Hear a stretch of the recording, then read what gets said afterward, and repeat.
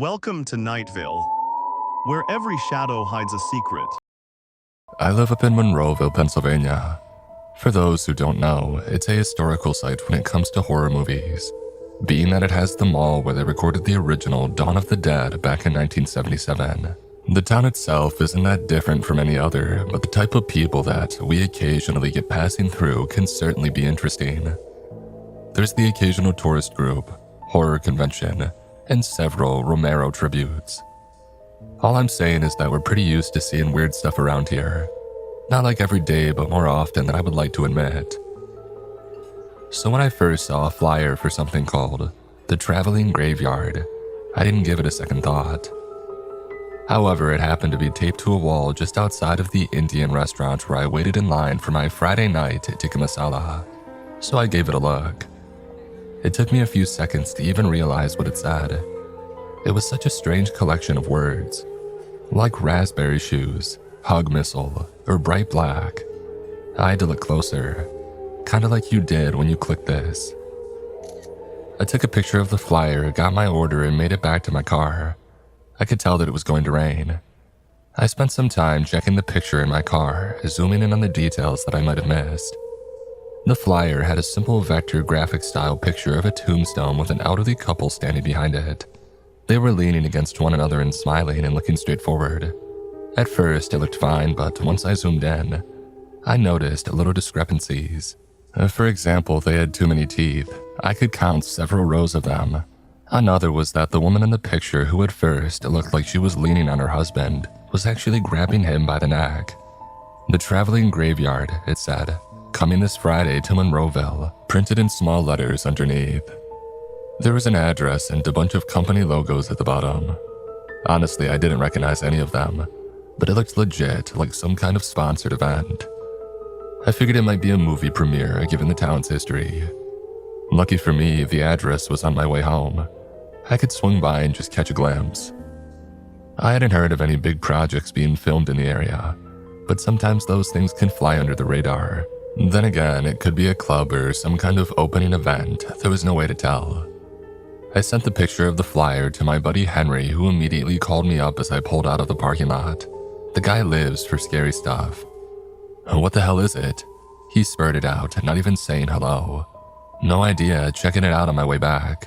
I'll meet you there. You don't have a car, but I do have a bike." He hung up before I got the chance to ask him about it. I had no idea if he even knew how to ride a bike.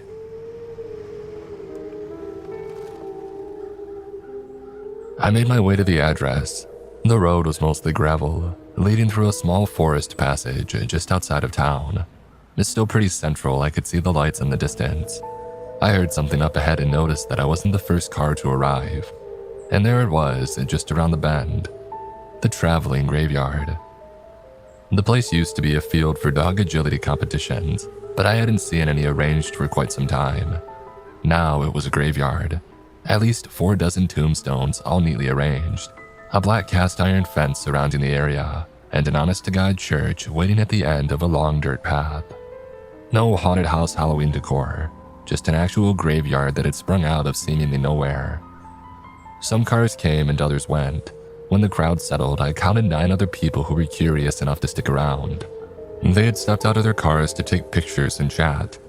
Some thought that it was some kind of promotional thing. Others were convinced that it was a movie set. When Henry finally arrived, he was practically blue in the face. I stood there leaning against the hood of my car, having my tikka masala, and it took him a solid 3 minutes before he could even talk. When he finally did, he almost threw the bike in a trench. It's an old thing, nothing short of a miracle that the chain hadn't rusted shut or broke on the way here. You're driving me back," he wheezed. I just nodded, my mouth full of chickeny goodness. I pointed down the road towards the church. "Hell of a set," Henry grinned. "What do you think? Lionsgate, Universal." "What?" "The production money, man. Movie magic. This is big time. Which one you think it is?" I couldn't answer. Henry seemed convinced already, but I wasn't so sure. If this was a movie set, why would it have that genuine graveyard smell? The soggy grass, the fresh dirt. You can't put that on screen. I finished up my Friday dinner and joined Henry inside the gates. There was a couple ahead of us who were the first to go through, and I could tell that they had made an effort to get in. The gate wasn't just a prop, it was solid iron. Henry just oohed and awed, not paying too much attention to the details. For example, there were no names on the tombstones. They looked real though. We followed the others inside, walking all the way up to the church. It was a strange building, much smaller than a modern church. I couldn't imagine it being 2 pews wide. It was tall though and had a looming bell tower. I looked up to see if I could spot anybody up there, but it was getting too dark, and the gathering rain clouds weren't helping. Henry elbowed me, pointing at the church. "A little help?" They were pulling the doors open. It took 3 of us to do it, and good thing we did as the first drops of rain just started poking at us. We all gathered expecting some kind of event manager to reward us for our curiosity, maybe some movie swag or something. But as those doors swung open, there was nothing. Not a soul, just dusty old pews, badly insulated stained glass windows, and an empty altar up front. Not a single cross or Bible to be found, but plenty of dry and dead moss. The place was either ransacked or half finished. Henry seemed to think the latter, while I was leaning more toward the former. The peeling paints on the walls wasn't just there for show. It was old, probably lead-based too. "This is like straight out of The Nun," Henry whispered reverently. "Holy, this might be a preview screening." "Henry, I know you like the view up there, but pull your head out of your butt," I snapped back. "This is not a movie set." "Like hell it ain't," he chuckled. "Look, see? Plastic flowers." He picked up a flower from under a pew, only to realize that it wasn't plastic. It was dried. A strange, dry-tinted sunflower. The rain was picking up outside. Some of the others turned around to go back, but most of us stuck around to explore the church. We were already invested, and this trip had to mean something. Pennsylvanians aren't about to waste their Friday night just because somebody decided to drag them out into nowhere. If anything, they'd be leaving with the communion wine and calling it a good one. I wasn't all too convinced though. Some of it just looked a bit too real. Checking the pews, I could see little scratched out letters and numbers. There were a lot of years marked, but none of them seemed to date past 1890. There was also a whole slew of names hastily scrawled on the walls, possibly by children, and judging by the height and legibility. At least a dozen names, boys and girls, no surnames. I stepped back out into the rain and called my buddy Luke. Reception was a bit spotty, but the call got through. "Yeah," he said, trying to speak through the static. "Hey, can you look something up for me?" "What?" "Look something up for me." It took me 3 tries to explain to him that I wanted some info on the traveling graveyard event. Maybe we had seen the wrong date or there was some kind of misprint. This was clearly the right place, but it didn't seem like the right time. Luke said that he would look it up and call me right back. I stayed outside for a while, huddling under the roof.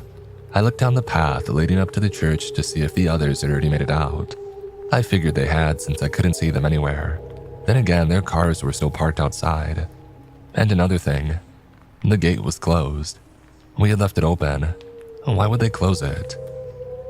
I had this sinking feeling that I was missing something obvious, but I couldn't put my finger on what. Like that feeling when you leave home, convinced that you're forgetting something important. I looked around, letting my eyes drift over the tombstones, but there was nothing out of the ordinary. And then again, the rain was making it all harder to see. Henry joined me just as Luke had called me back. I kept getting disconnected the moment that I pushed to accept the call. It got dropped over and over 3 times in quick succession. On the 4th, a weak signal came through. I could barely make out what Luke was saying. There was so much interference that most of it came out sounding like he was stuck in a microwave. A few words pushed through, mostly asking things like, "What the hell?" and "What are you talking about?" It didn't take a genius to get that he had no idea what we were talking about, and that this event was unheard of. I tried yelling the address back at him if he wanted to check it out himself. I spelled it out over and over, but he just couldn't hear me. Finally, as the 4th call disconnected, I texted him instead. I was surprised to see that it went through. Henry just sneered at me. "I don't like that look," he said. "What's going on?" "Where did the others go?" I asked, brushing some rain out of my hair. "What? What others?" The guys who left. There was like 4 or 5 of them. Oh, they went out back, I think. Henry took me back inside, pointing to one of the stained glass windows. He was right. I could see a bunch of people walking back and forth between the graves. There was only one problem. There were 7 of them, not 4 or 5. Henry counted them with me, and the other remaining people in the church stepped up alongside us. We could barely make the others out in the rain, but it was clear that there were a few too many. Maybe more came by, someone whispered. Maybe they're the event people. I can't see more cars, someone responded. Were they always there, or did we check? And finally we all quieted down. I heard Henry whisper, "What the hell are they doing?" That's what we were all thinking. They were all just standing there, seemingly immobile. And they weren't running for cover or leaving altogether. They just stood there as if held by some invisible will. Puppets, waiting for their strings to be pulled. Then from the other side of the room, a whisper. There are more on this side. At least 8, possibly more further in. No idea where they came from or what they were doing. If anything, they looked more like statues than people. For a moment, we all just stood there trying to imagine what the hell they were trying to do. Finally, the couple who had stepped in ahead of us chimed in. They were leaving. I was inclined to join them, but something told me it was a bad idea. Besides, Henry wasn't ready to let me go just yet. If anything, he was getting excited.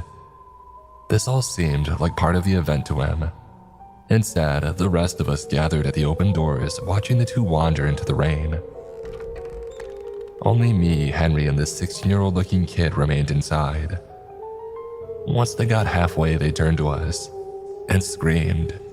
It was so fast. They came from both sides of the building, beelining straight for the two. 16 bodies in total, all drenched by the rain. I could make out some vague shapes like a girl in a white dress and a tall man with a black suit. They weren't really running. It was more of a strange walk, like their entire body was on a swivel. They rolled their spines back and forth, having their necks bobbing back and forth. One of them fell over, smacking his head on an unmarked grave. The couple made a run for the gate, but it was too high to climb. They tried helping one another, one stepping into the other's hands, but it was too late. Some kind of instinct wanted me to run out there and help them, but I didn't. I just stood there waiting to see what would happen. They grabbed the man first. He was still holding up his arms, trying to get his girlfriend over the iron fence. They lifted him off his feet in what looked like the most casual effort, and a second later, they threw him straight up. Like a balloon taking flight, he accelerated upwards, past the rain, the clouds, and into the sky. He kept tumbling back and forth, weightless and desperate. He flailed like a bird with a broken wing, but it was useless. I could hear him screaming as he went higher and higher and higher. His panicked screams faded into the rain. They only managed to grab the woman by her foot, but it was enough. It's as if she was put into a spin, her head and body drifting upwards as she grabbed for the fence. It slipped by her fingers as her piercing death scream cut through my nerves like a hot knife. The higher she went, the more passive the crowd became.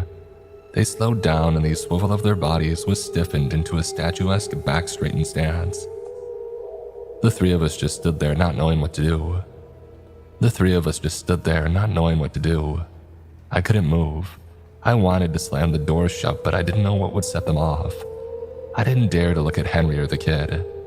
I barely managed to force air into my lungs. Henry's world had shattered. I could hear him muttering, "What the hell?" over and over and over. He had the look of someone trying to figure something out, but the answer never came. After a few minutes, we moved. We noticed that no one came at us. They seemed to have gone back into some kind of inactive state, and nothing seemed to rattle them. At one point, Henry almost laughed. The adrenaline must have gotten to him. "No, it's fine. We got this," he said. Before I got the chance to say anything, he knocked on the door. Both me and the 16-year-old looked at him like he had signed our death sentence. My heart leapt out of my chest. But nothing happened. He knocked, and they didn't even turn around. "Get your head straight," I whispered. "You're not just messing with your own life." Henry just smiled through his teeth. but I could see that he was just as scared as I was. Pupils wide, short, shallow brass. Hell, the 16-year-old was probably the only one of us actually paying real attention. She was short with black hair, some kind of pixie cut, and had a nose ring. She kept looking back and forth, both between the two of us and at the crowd gathering outside. She tapped my shoulder, forcing me to make eye contact. "Help me with this." We started dragging one of the doors shut, but it was way too heavy. It'd been one thing pulling it open with dry dirt under our feet, but now with the rain it was getting downright difficult. It wasn't until Henry got out into the rain to push that we made some progress. But the moment that he stepped into the rain, they all turned towards us. Like a motor spinning to life, their movements became animated. Every limb a fluid motion, heading our way with complete abandon. They stumbled over one another, over the graves, slipped in the mud but kept going forward. We both grabbed Henry and pulled him in, and the moment that he stepped inside, they stopped moving. All three of us tried to catch our breaths. Henry's manic smile was still plastered on his face. He had cracked hard. "It's the rain," said the pixie cut girl. It's something with the rain."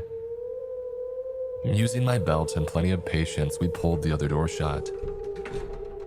There was no lock, but as long as we kept out of the rain, it seemed simple enough. The bodies outside weren't paying us any attention. The pixie cut girl kept rambling on about whatever wild theory came to her mind. Aliens coming to take us away, some kind of rapture, but it all came back to that one point, that it was all connected to the rain. Henry had other ideas. He figured that we ought to just stay inside and call for help, which in itself wasn't a bad idea. It's just that we couldn't get any coverage. Looking up, hoping some kind of god would give me a hint, I stumbled upon an idea. "The bell tower," I said. "We can climb up there." And so we did. We made our way to the second floor. The pixie cut girl was the lightest of us and had the most expensive phone. We figured that rickety old ladder would hold her. We double and triple checked it and it seemed fine, but she was hesitant. Finally, she just shook her head. "You do it," she said, pointing at me. "I'm not getting up there." There was no time to argue, and so I started climbing, one creaky rung at a time. When I finally made it up, I could see all through the graveyard. The rain was pouring down, making the roof of the bell tower creak. In the distance, I could see the edge of the iron fence, but everything outside of that was covered by the rain. There could have been a dozen police cars just outside, and I would have no way of knowing. That's when my phone started buzzing. Missed calls and messages, all from Luke. "Where are you? Hello? Is this a prank? Pick up." And finally a picture. A selfie of Luke standing in an open, empty, damp field. I didn't even realize how long I stared at it until I heard a breaking shingle. Drops of water made their way down my spine as a hole opened up above. My screen was unresponsive, so I wiped it with my jacket. From downstairs, I could hear Henry's jeering cackle. "Hey, looks like they're moving, buddy. Hurry up," added the pixie cut girl. There was a strange sound, like very slow woodpeckers. Something hard hitting the side of the building over and over again. I dialed 911 as fast as I could, but the connect button refused to work. The water was interfering with it. As the call lit up with a green symbol, I saw something peeking over the edge of the roof. She was young but no child. Eyes hollowed out, leaving empty holes on the inside of her blackened skull. Her mouth wide open, her lower jaw swinging back and forth. She wasn't breathing. She wasn't in pain. And as she dug her slippery fingers into shingle after shingle, making her way up the side of the building, I could tell that there was nothing left of a person in there. All that remained was some kind of instinct-ridden machine, aching to send me on my way. An operator answered, asking me what my emergency was. "I need help," I wheezed. They're going to." Looking at her, there was no doubt of her intentions. "They're going to kill me." I was so blindly terrified that I didn't even look behind me. Cold fingers brushed against my jacket, long broken fingers reaching my way. A tall man with a suit, his head hanging low. I could see the rainwater pool in the back of his eye sockets, making it look like he never stopped crying as it squelched out with his every move. I recoiled, only to completely lose my balance. I sunk down halfway down the ladder and fell. I landed really bad, putting all the weight on my ankle. I could feel something snap, followed by a tremendous pulsing pain shooting all the way from my heel up my spine. My phone slipped out of my hands and slid across the floor. Henry just managed to catch it moments before it tumbled down to the first floor. He picked it up, yelling at the operator. "Hello, hey, is anyone, hello?" There was no response. We could barely get reception down there. In between my thumping heartbeats, I could hear the pounding fists go quiet above. A steady stream of water from above stained the carpet.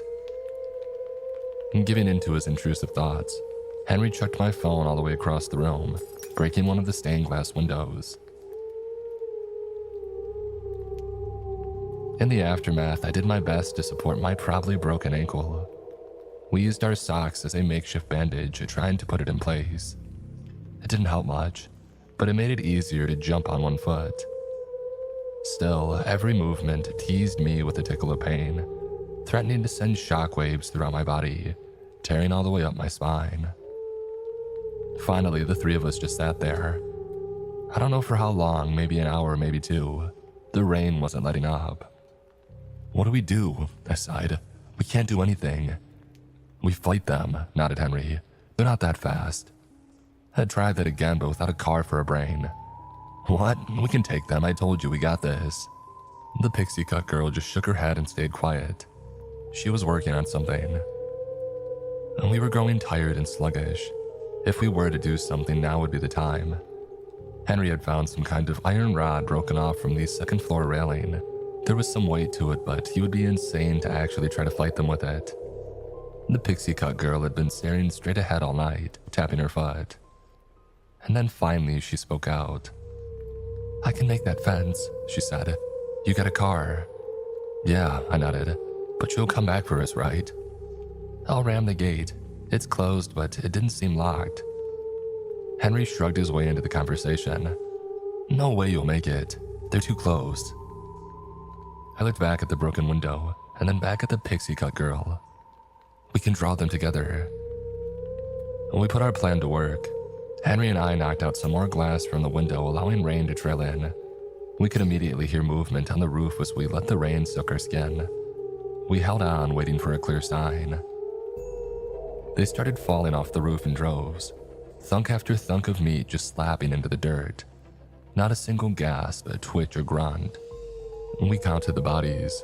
11, 12, 13. I prepared to give her the signal.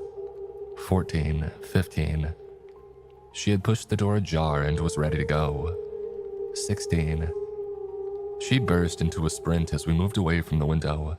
Henry hurried to the front door and I followed to the best of my ability. She was gunning for it, but there was a problem. There were far more than 16 out there. There was at least double. She kept going, weaving past them. As she finally reached the far side of the fence, she leapt up, putting her foot in the middle of the bar and kicking herself upward. In one swing, she flung her lower body over the fence. "Holy crap," murmured Henry. You think she's..." "Yeah, she's okay," I nodded, as if to convince myself. "She'll make it." There was a beep in the distance, followed by an engine roaring to life. Moments later, the gate flung wide open. She drove straight ahead, aiming for the church. At least 8 of them toppled over, being flung left and right, smacking against the hood of the car. She had almost made it halfway there when I heard this strange metallic groan. The car was slowing down and lifting. It was about 2 full feet off the ground when it started to wobble. The combined touch of all those things seemed to be able to send anything off, even a car. I saw the pixie cut girl trying to get her seatbelt off, but the added movement just made the car topple over to the side. As it tipped over to the driver's side, I saw her struggle to climb out of the passenger seat. The car started to lift again, this time reaching over 6 feet. Finally, the crowd let go of it, as it started slowly drifting upwards, with the pixie cut girl still in it. She was a full 10 feet off the ground when she finally got out. The rotational force flung her out, making her hang from the passenger side door in midair. And then she slipped. We watched her slip into the crowd screaming, and just like those before her, she started to drift into the rain clouds. Dozens of hands sent her on her way, holding their arms high, like a silent wave goodbye. Henry nodded at me. "All right then, I'm going for it," he said. I didn't react in time. He bolted out the door, swinging wildly with his iron rod. He connected with one of them, tearing off an ear into a solid chunk of jaw. Still, that did little to stop them. Luckily for Henry, he was fast, almost fast enough to make it. We just hadn't counted on the car coming back down. Whatever up there took it didn't want it. The car came crashing down with a deafening crunch, taking both Henry and two of those things with it as it belly flopped into the mud. And then there was just me, my screams, and the rain. For hours, I just wandered back and forth on my own. I kept trying to make up a plan in my head, but all I ended up with was this sense of my stomach lifting into the air. That sucking kind of feeling you get when you fall. I had nothing to eat. I sure as hell wasn't going to drink the rain. In the end, I was left with only one choice. I had to try. I stepped up to the open doors, steeling myself for what's to come. I saw the crowd outside waiting in the rain. They knew there was one left. I did that at least 4 times, stepping up and backing down. I couldn't force myself to die like that, I just couldn't. Finally, I just collapsed into the front pew, screaming in frustration. Not like that would move those things anyway. I noticed something under one of the pews. The couple who had been first inside had forgotten a small bag. Apparently, they had anticipated bad weather, as there was a folded-up umbrella inside. It wasn't a good plan, I'll admit to that. I couldn't tell how those things worked, but this was the best thing that I could come up with, and the greatest chance that I had. I unfolded it carefully and tried to step outside, just a little. As the first raindrops hit the plastic, I expected explosive movement. Instead, I got nothing. Inch by inch, I made my way outside. I tried my best to put a smooth weight on my foot, but I just ended up jumping. Taking those little jumps in the mud was close to suicide. One slip up and that would be that. I could barely hear my own panting over the pouring rain. At one point, I held the umbrella at a bad angle. Some water touched the back of my leg, causing all now 40-something creatures to turn my way in an instant. I stopped and they did too. Empty skulls all around, hungrily waiting for me to slip up. Little by little, I made my way past them. Some were only a few feet away. I walked past the gate, and I kept walking. I didn't even notice when the rain stopped or the sun came back out. I didn't notice that I was back in that dog agility field. I barely even reacted to Luke waving me over from the parking lot. Turns out everything was gone. Not just the people, but our cars and the graveyard itself. Only thing that I could find that showed Henry had ever been there was his rusted out bike by the side of the road. Maybe the church was never there to begin with. At least, not in this world. And yet it was the realest thing that had ever happened to me. I never found the others, or my car, or anything else. Hell, it seemed like pretty much no one had ever even seen the flyers around town. I tried looking up people who came there and left, but they seemed to have no recollection of ever seeing the church. I've talked to some of them here online. I checked the company logos on the flyer again, just to try and find some kind of clue. Turns out it was all fake. There were some people who claimed to have seen someone put the flyers up, but all I got was that she looked young. I've never seen or experienced anything like that night. Nothing. But this is why I always keep an umbrella around.